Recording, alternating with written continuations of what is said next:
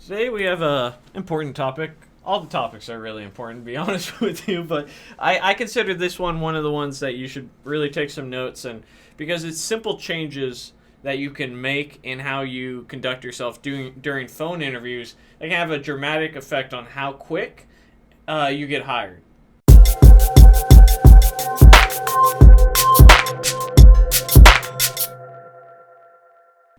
These are all things that I do, and I continue and looking for ways to improve. So why are we talking about phone interviews? Well, a lot of times when you are being a candidate for any job, not just a development job, but this whole channel is about being a developer. We're going to talk about why as a developer. Typically, they'll have a phone call with you, at which point you will sell yourself based off your resume. You've submitted your resume. A recruiter or a potential developer looks at it and says, hey, this guy looks like he might have what it takes. Let's follow up and see if we can work with him. That's really what that phone call is for you to do. Is it's to sell yourself as well as to see if everything on your resume is true and what's not on your resume, how great of a candidate you are. And there is an art to getting a job that is more than just being a good developer. The best developer does not always get the job. And so that's why you have to kind of understand that there, other than the software and the coding aspect, there is a skill set involved in getting a job, and part of that is phone interviews. So we're going to talk about phone interviews. Now, I've had a lot of phone interviews. Some have gone well, some have gone bad, and I've implemented sort of three things that I do now, and I've had a couple recently through recruiters and things like that who've been reaching out to me. Which is another reason I take calls from recruiters. Not only because who knows what may happen, but also it gives you a chance to practice your interview skills. It gives you a chance to actually not just to be prepared for when the time comes, right? Like if you're going to run a marathon, you don't just on marathon day go and run. You practice up to that point, and it's kind of the same with anything else. So my first tip is to practice having phone interviews. Have phone interviews, right? So if you're not in a position where recruiters are reaching out to you, some of you may not be, go and apply for jobs and get phone interviews and practice actually going through the process and doing that. And if you can't get phone interviews, have your girlfriend, have your wife, have your husband, have your boyfriend, have a friend, and practice going through the motions. Have them have a copy of your resume, and you go and they interview you, right? They're on that side, and take it seriously. And I would even suggest to even if you're there in person, I would even suggest doing it over the phone. Have your girlfriend or boyfriend go into the other room and do it over the phone. That's because in a phone interview you can't read their facial expressions, and you're going to naturally be doing that, especially with somebody you know very well. So that would be the first suggestion. Is tip 1, practice. Tip 2. This is something that I've recently started taking advantage of, and I wish I did it more. And as someone who sometimes gets in his head a little bit too much, I found this awkward to say. Now I always say it. Every conversation I've ever had with a recruiter or someone who's interviewing me, it always ends with, "Do you have any questions for me?" Right? And my usual response is, "No. If there's anything you need from me, let me know. Do you have any questions for me that I can follow up with?" That's my usual response. I still say that part, but I followed up now with, given our interview, or given our phone interview, or given our conversation, is there anything that I can improve on? Is there anything that my resume is lacking? Is there anything in my interview skills that I can improve on? And they are very helpful. There's a lot of things that sometimes they'll go in a more technical way, but that gives you an idea of what technically you need to fill out your application. And then sometimes if you really hammer down the interview part, they'll talk about, well, yes, I thought that you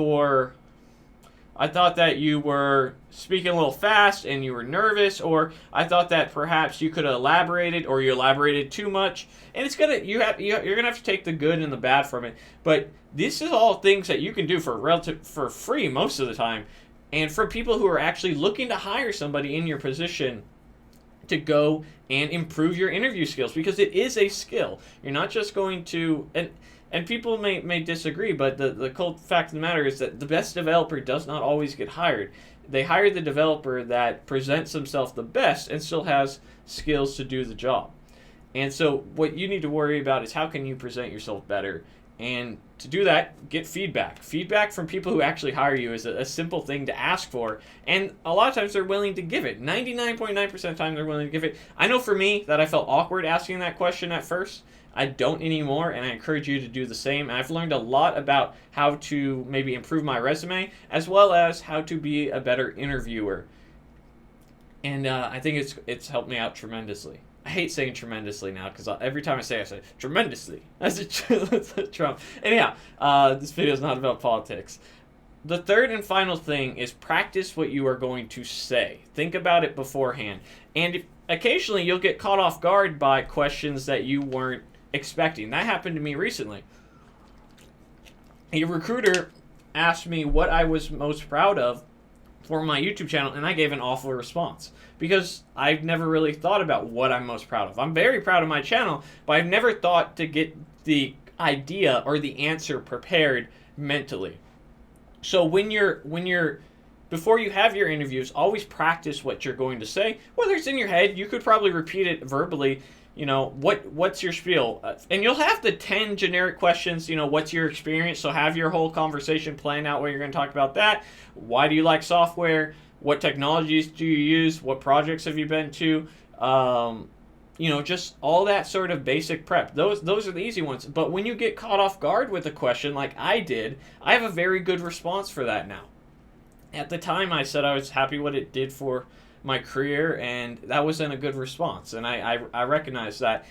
But have a good response ready for anything that you from those interviews. And that's the thing about practicing, is sometimes they'll come out with questions that you never anticipated, and you'll be able to create a good response based off of the feedback. So those are my 3 tips for how to get better at phone interviews. I know that part of the reason I'm creating my course, coderscourse.com, is it's not going to be just courses. We're actually going to, depending on what tier you get, it's not out yet, but it will be shortly, probably about a month, is we are going to do mock interviews and mock phone interviews and code review and debugging sessions and stuff like that, because it is so crucial that you work on the skill set of getting a job as much as the skills needed for the job, that I'm building it into my platform so that, a weekly basis you can be interviewed or somebody else in the group can be interviewed, and we can kind of work through it, and you'll get over the sort of fear that comes along with it, especially if you're a junior developer or trying to be a junior developer and you've had very few whiteboard interviews. That's another thing we'll be doing. But I hope you guys are really practicing on the skills of being interviewed, of having a good interview and getting a job, as much as the skills needed for the job, because it's just as important. Anyhow, that's my spiel today, guys. Don't forget to join our Facebook group, Code Tech and Caffeine. The link is in the description. And if you want to support me, you can at patreon.com/codetutorials360. I'll see you guys in the next video. Alright guys, so let's find out who the winner is for the free Vue.js book from last Friday's video. We're going to load up the video and pick a comment at random. Just to remind you that if your comment is the comment for this video, should be phone. Phone is the keyword, so if you want to win a free Angular 2 course, go ahead and use the word phone in your comment. In this case, MZ Damnation with Vue is great. Congratulations, you get the free book. As always, guys, thank you for watching. And don't forget, Monday, Wednesday, Fridays videos, we are giving out courses and we are giving out books. I'll see you guys next time. Hey guys, thanks for watching the video. Special thanks to our sponsors, Dev Mountain. If you're looking for a coding bootcamp where tuition and housing is included, definitely check them out. Appreciate it, and I'll see you guys in the next video.